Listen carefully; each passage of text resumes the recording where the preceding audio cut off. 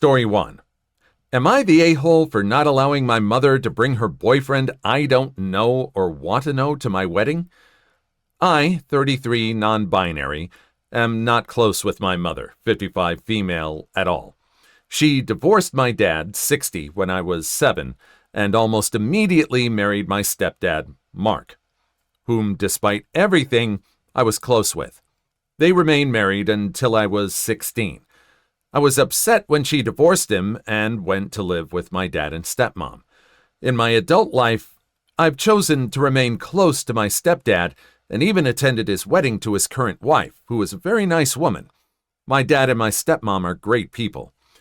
Since her divorce to my stepdad, my mom has been in and out of relationships, each time claiming this guy is the love of her life, until they do something she doesn't like and they aren't the love of her life anymore.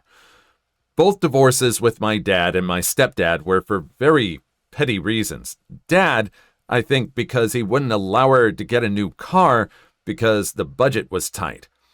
I think the one that lasted the longest was 6 years, and I think it's the current guy she's with, according to my sister.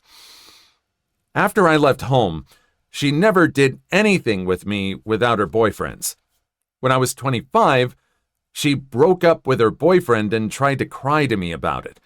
After working with my therapist, I set the boundary with my mother and that if she wasn't willing to do anything with me without her boyfriend, to not bother me, and I didn't want to talk about her love life.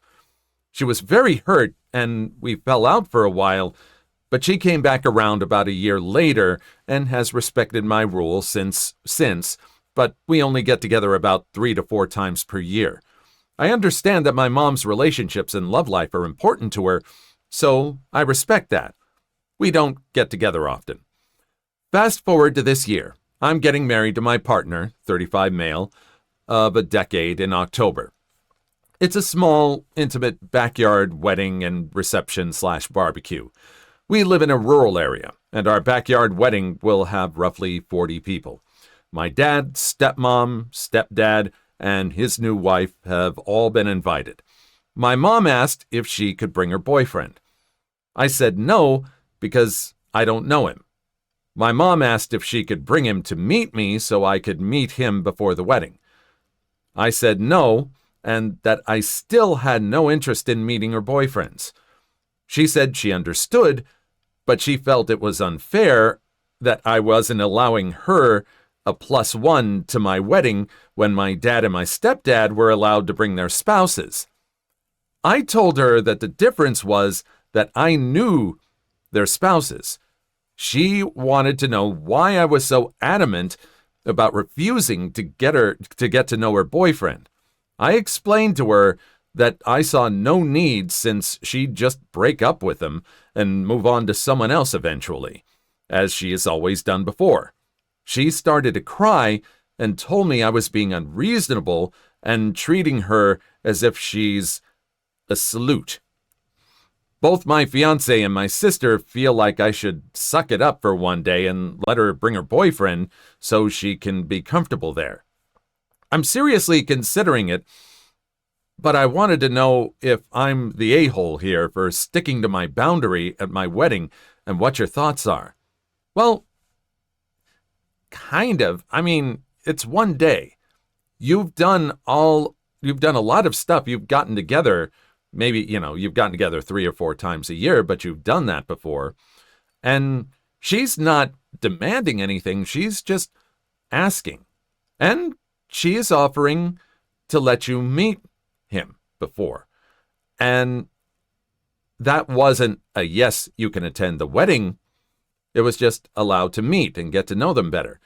And it's up to him to make a good first impression. I mean, it is your day. You have every right to include and exclude who you want on your guest list. But she's asking. She's respecting your boundary.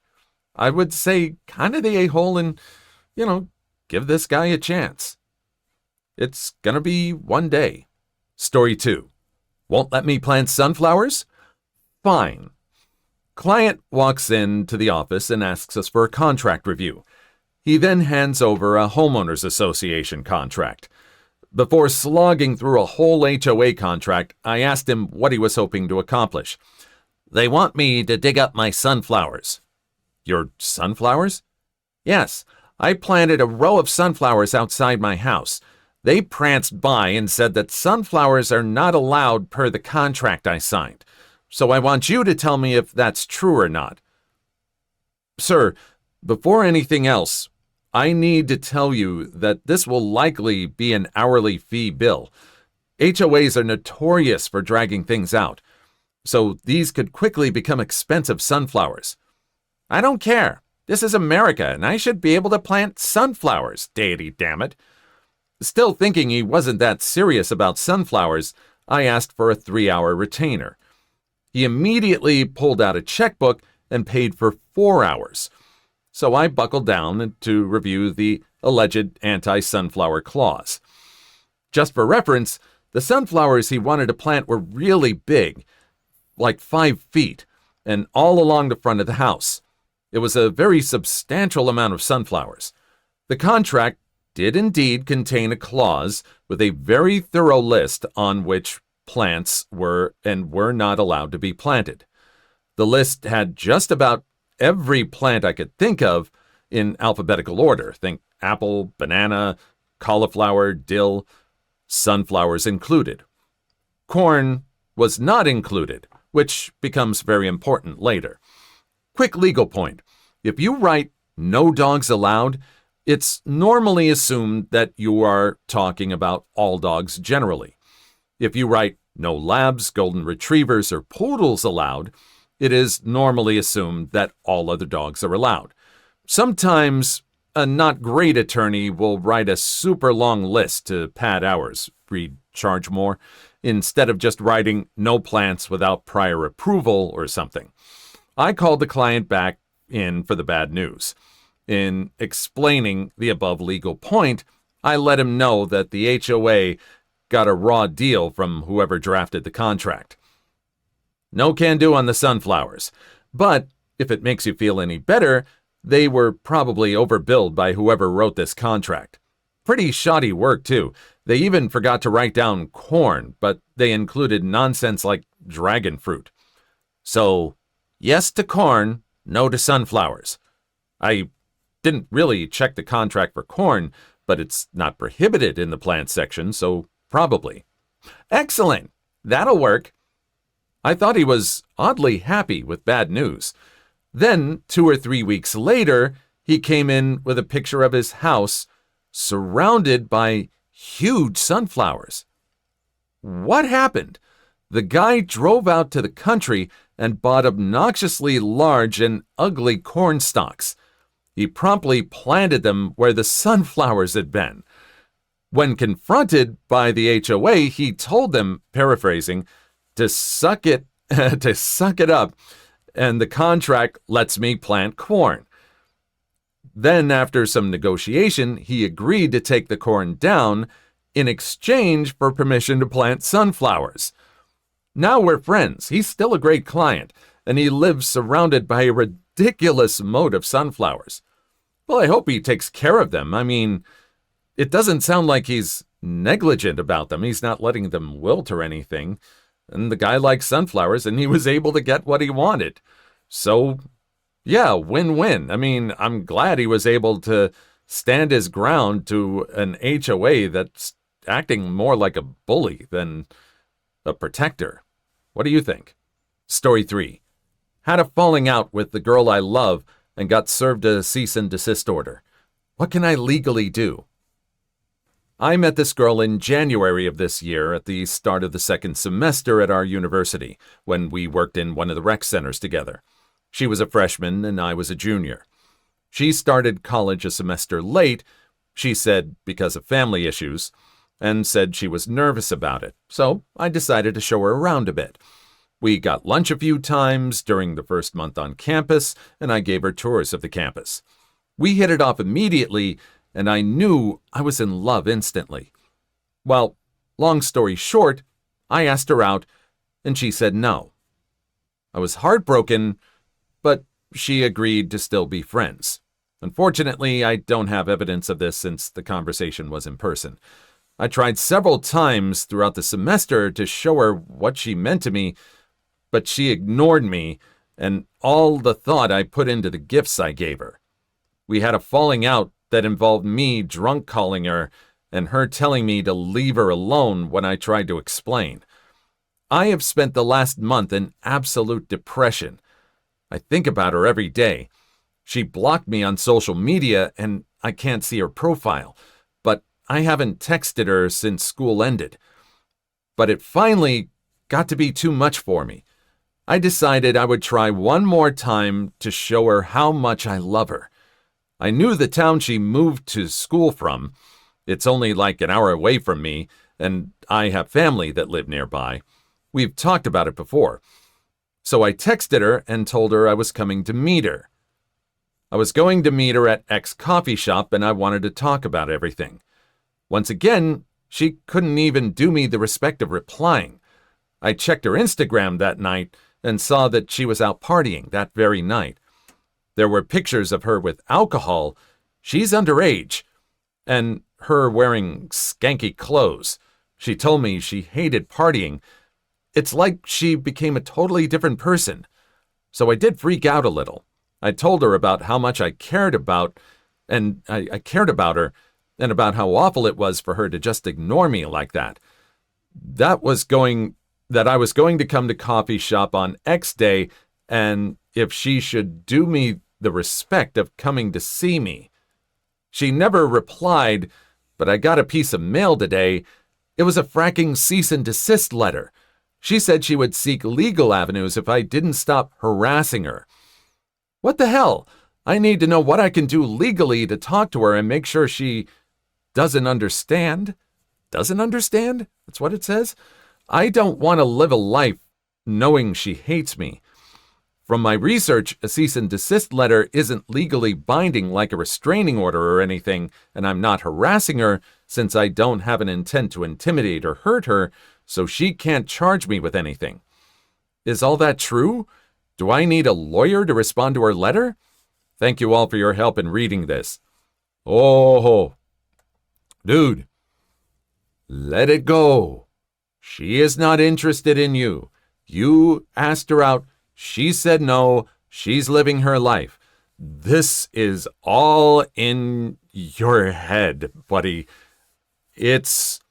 You're following her to her hometown, and you are just friends.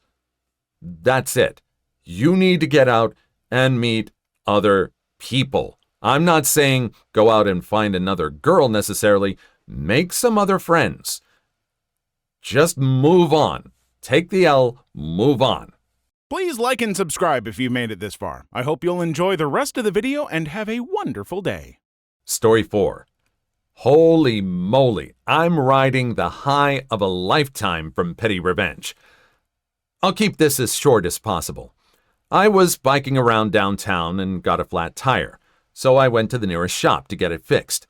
They only allow one person in the store at a time due to COVID. So when it was my turn, I went inside and talked to the middle-aged woman at the cash register. To be honest, she wasn't very polite, but I thought nothing of it because not only do I work in retail and know what it's like, but everything is 10 times worse right now due to COVID. So anyways, after tolerating her for a few minutes, she tells me to wait outside until the bike is ready. Cool, no problem. I wait outside for maybe 15 minutes or so before I see my bike get brought back up to the cash register. I waited a few more minutes for the lady to invite me back inside, but to no avail. After a few more minutes of waiting, I let myself inside, to which she said, "Excuse me, your bike isn't ready yet. Wait outside until I tell you it's ready." Cool. No problem. I give her another 15 minutes of my time before letting myself back inside, and we had this exchange. Lady, "Do you not like to listen? I told you to wait until your bike is ready." Me, "I'm sorry. I just noticed the repairman bring the bike back up and I think it's ready." Lady, "Too bad. It hasn't been fixed yet." This broke me, so I just said, "Okay, Thanks for your time. I'll be leaving." She looked a little flustered, but nonetheless held the door open for me as I grabbed my bike, walked outside, and rode away with a free tire change. I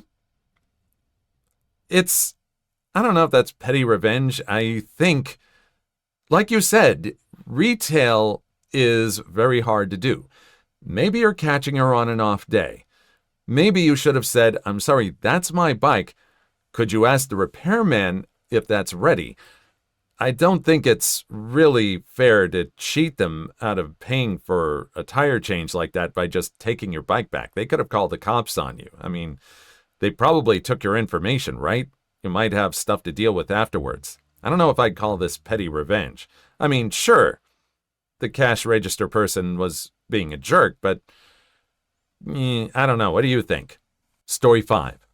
Am I the a-hole for sending my future sister-in-law to my future mother-in-law's place after she refused to pay for the wedding cake samples she and her friends ate? I, 27 female, and my fiancé Leo, 27 male, decided to let my future sister-in-law Maya, 32 female, stay at our house because she needed space from her husband due to some relationship struggles they're having. Leo and I have gotten wedding cake samples from an expensive bakery specializing in wedding cakes. We plan to test them along with Maya after we finished up some other wedding plans yesterday. However, when I came home from work, I see Leo yelling at Maya. The box the samples came in were wide open on the living room table, and Maya arguing with them. I asked what was happening, and Leo angrily told me that while we were both at work, Maya had some friends over, and they ended up eating almost all of our cake samples. I was shocked and asked Maya why the hell she would do something like that. Maya said that she needed a pick-me-up from what she was going through with her husband and invited her friends over to comfort her, which turned into them eating the cake samples after one of her friends noticed the box on our kitchen counter. My shock turned into anger, and Maya tried to defend herself by saying, "It was just cake." I told her that if it was just cake, then she should have no problem replacing it. Maya refused because the price was way too expensive for something that tasted awful anyways. Leo backed me up on having Maya pay to replace it, and we argued until I said that if Maya couldn't cough up the money, then she'll just stay at my future mother-in-law's house because there's no way I was having someone so disrespectful in my house. Maya thought I was bluffing, and Leo repeated my sentiment and went to go pack her things in a huff. When she came back out, I handed her some cash for gas and told her to get the hell out. Presumably after Maya got to her mom's house, my future mother-in-law called me to scold me about kicking Maya out and that I was cruel to do that to her in her time of need. Also, my future mother-in-law was also irritated that I sent Maya her way since she had let Maya into the liquor cabinet and ended up drinking some very expensive whiskey that belonged to my future father-in-law, so now they're arguing about that. Yeah, I think future mother-in-law would be able to understand why you are giving future sister-in-law an invitation to her future mother-in-law's house. Yeah, they explained the situation. They ate cake. She needed a pick-me-up. We tried to get her. She said she should replace it. She said no, it was awful anyway. And now she's drinking your very expensive whiskey because you let her in there and she took advantage. This woman is just taking advantage of everybody. And I bet that that's the reason why she's having trouble with her husband, of her taking advantage of things. So yeah, totally not the a-hole on this. Just getting rid of the drama because you've got a lot to worry about before the wedding. Story 6. Yell at us for parking in a reserved space? Get arrested and convicted.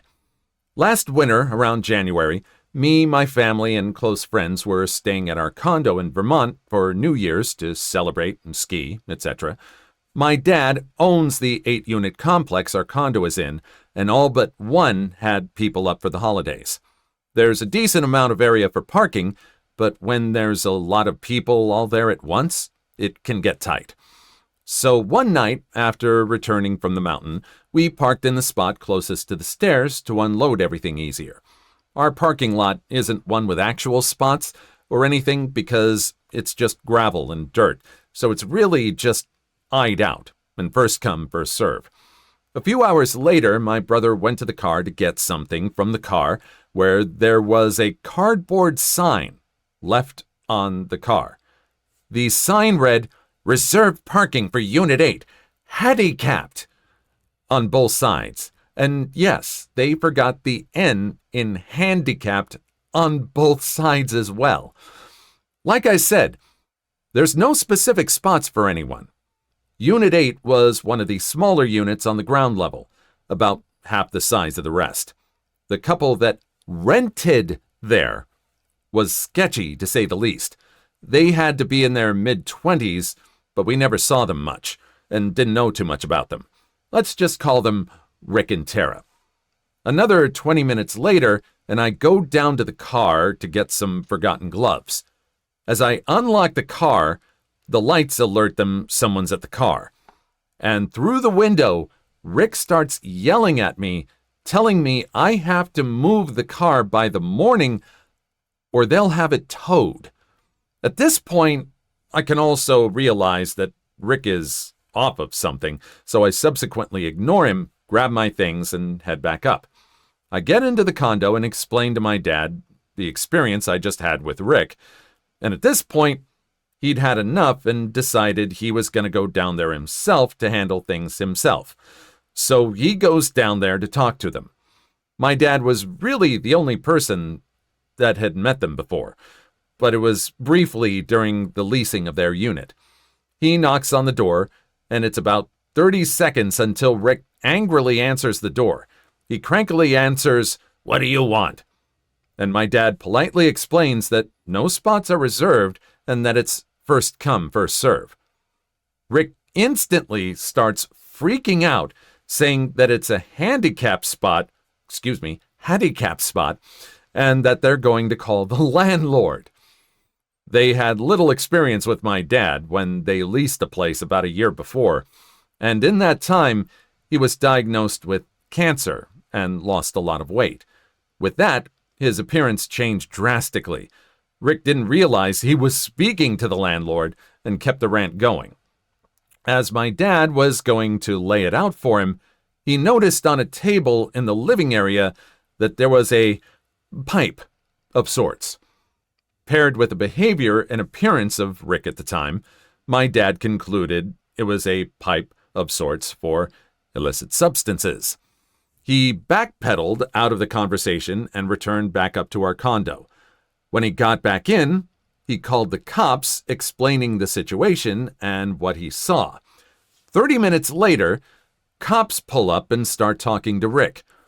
Going off what my dad told them about the pipe, one of the cops noticed it, but this time out in the open with a bag next to it. At that point, it was revealed that they were smoking hard rock, and they were both arrested. Along with that, my dad also evicted them from the property for violating terms, obviously, and we ended up renovating the whole place afterwards because who knows how long they'd been smoking that inside. The upside is that the cardboard sign still hangs in the living room and gives us a laugh each time we pass. Okay, know who you're dealing with, and, maybe not touch the pipe. It's just not going to really put you in the right mind in dealing in intelligent conversations. And if you must deal with it, and I'm not saying you should, I'm not saying you should, if you're, just hide it. At least hide it, but don't touch it. I'm not recommending it. I'm not recommending it. Don't do it. Say no to it, people. It's not good for you. Story 7. My PE teacher thinks that he knows everything about periods. So now I know everything about him. My boyfriend, trans male, was on his period, so he asked if he could leave to use the bathroom during class. My boyfriend gets really heavy flow on the first few days of his period and really bad cramps. So naturally, he takes a while in the bathroom. My boyfriend took about 10 to 15 minutes to get back. However, when he got back, my PE teacher ridiculed him for taking too long in the bathroom.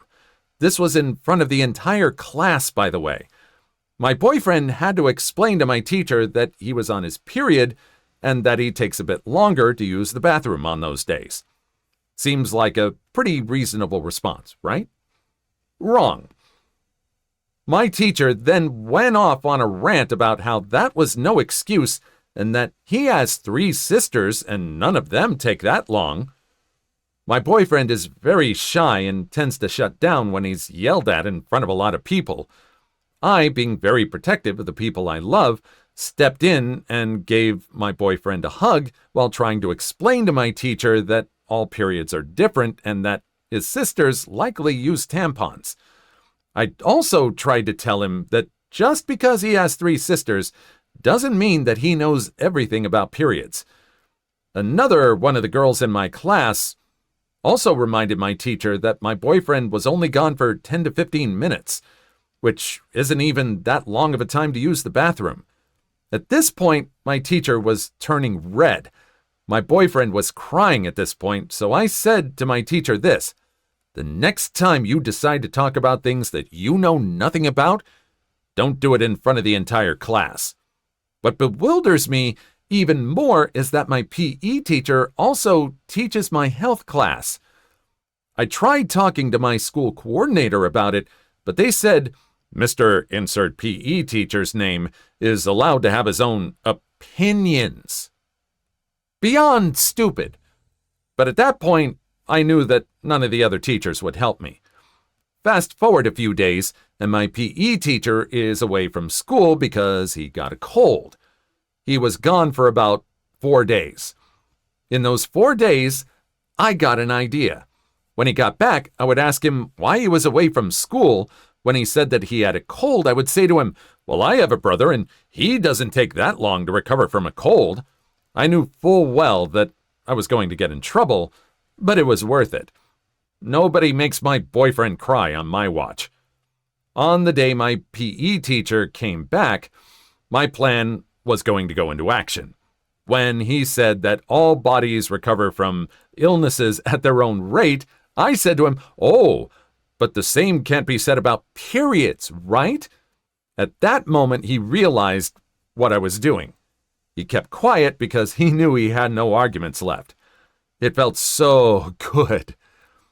But it doesn't end there. I decided that every time he does something, I will say, "Well, my brother has blank and he doesn't do blank." It drives him insane, and I don't plan on stopping until he apologizes. Well, it sounds like you're in for it. Maybe someone's going to come back to you, maybe a school principal or something like that. And it's probably going to escalate, but, I'm glad you're making your point. It sounds like since the person shut up that they sort of realized what was going on. Also, you'd think that this person who was willing, who had 3 sisters and who was teaching health class, that they would know better. I mean, it's just awful that this is the person that teaches a class and that the coordinator is backing them up and calling them opinions. Yeah, I think there's going to have to be a follow-up to this one.